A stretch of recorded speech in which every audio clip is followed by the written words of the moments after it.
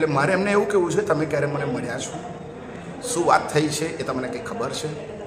કઈ રાજનીતિ ચાલી રહી છે એની તમને જાણકારી છે? મને ક્યાંય મળ્યા નથી, મને કશું થયું નથી, અને છતાં તમે મારા વિશે અભિપ્રાય આપો. આ જૈન શાસન કે તમારો આત્મા કેવી રીતના કબૂલ કરી શકે? અત્યારે ખૂબ સુંદર પ્રવચનો ચાલે છે, 350થી ઉપર માણસો આવે છે, 200-250થી વધારે આંબેલ તપની ઓળી અને આંબેલો થઈ રહ્યા છે. સંઘમાં બિલકુલ સરસ મજાનો માહોલ છે, જે વર્ષોથી હતો એ જ માહોલ, એ જ લાગણીઓ અને એ જ ધર્મ આરાધના અંગેનો ઉત્સાહ જોવા મળે છે. પછી અચાનક આવું કરવાનો મતલબ શું? 2 દિવસ પહેલાં 6-7 છોકરાઓ આવીને પણ અહીંયા આવું કંઈક શું કરી ગયા છે, મોકલું કરી ગયા, અને મીડિયામાં ગમે તેમ છપાયું કે પથ્થરમારો થયો.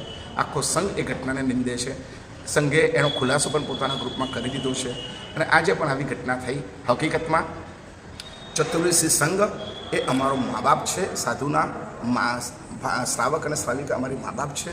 એમને સત્ય જાણવા માટે પણ પહેલાં એકવાર આવવું જોઈએ, અમને મળવું જોઈએ, વાત જાણવી જોઈએ, અને પછી એમને કોઈ પણ વાતની રજૂઆત કરવી જોઈએ.